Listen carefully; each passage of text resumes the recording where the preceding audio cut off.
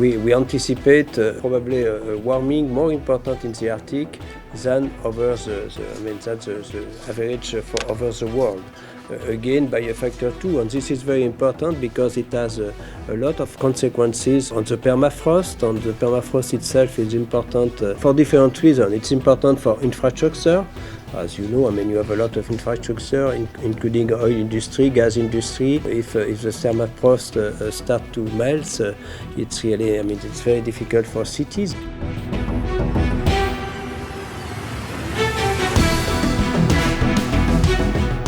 So the laboratory here is mainly involved in field work on interpretation of data. So field work consists in looking in the region of Labitangi, for example, looking at meteorological data, but also at the evolution of the active layer of permafrost, and to try to understand how this depth of melting is related to meteorological conditions, but also to the nature of the soils.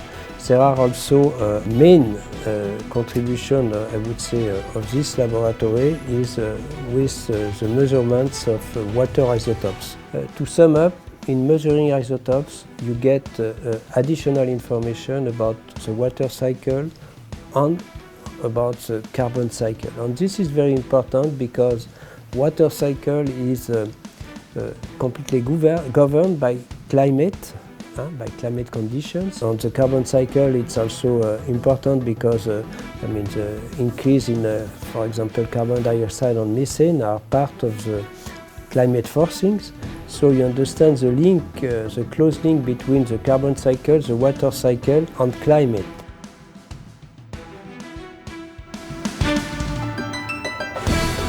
And we are in a period where climate is warming, is changing, and it's very important to follow the change, to characterize this change, which is not the same in the Arctic region. It's more rapid than over the world in average value.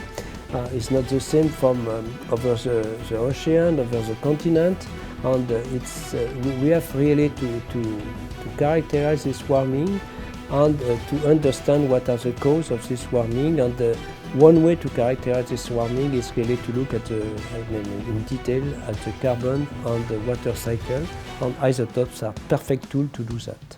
When you look at the global scale, it's very important to be able to, I would say, predict the evolution of permafrost. What will be the amount of carbon dioxide and methane which will be produced by permafrost melting over the coming years. So there is a lot of interest for Russian Arctic all around the world. There are other countries, there are scientists also in US, in Germany, who are interested in permafrost, even if in France there is no permafrost. It's very interesting because when you are interested to global climate, you have to take this piece and to understand it. You have to understand really what is the evolution of climate and consequences in large regions like Siberia. So it's also interesting, not only for you, but it's interesting for global climate evolution.